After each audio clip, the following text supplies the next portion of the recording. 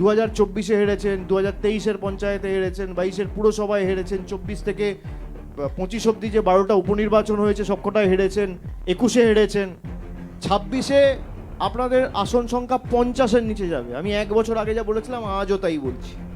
SIR করুন আর FIR করুন। দম থাকলে মানুষের ময়দানে বিচার হবে, জনগণের আদালতে বিচার হবে। আসুন, কোর্টেও আপনাদের ষড়যন্ত্র ধোপে টেকেনি, আর মানুষের ময়দানও জনগণের ময়দানেও টিকবে না। আরপি অ্যাক্টের পুরো মানে গোষ্ঠীর পিণ্ডি চটকে দিয়েছে। আরপি অ্যাক্ট বলে দেশে আর কিছু থাকলো না, যা প্রেসিডেন্স হয়ে গেল। পার্লামেন্টের তো আর কোনো দরকার নেই।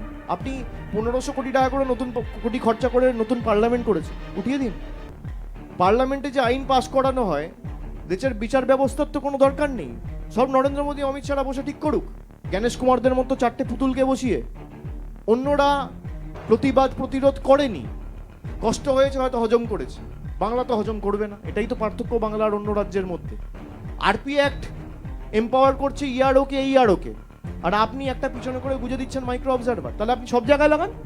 ওই অন্যান্য জায়গায় তো মাইক্রো অবজারভার নেই, রাজস্থানে নেই, গুজরাটে নেই, উত্তরপ্রদেশে নেই, বাংলায় কেন? বাঙালির নাম কাটতে হবে। এদের যা পরিণতি 21-এ হয়েছিল, তার থেকে আরও করুণ পরিণতি 26-এর বিধানসভা ভোটে হবে। আর আমরা তো বারে বারে বলে এসেছি যে আপনি সময় নিয়ে করুন না।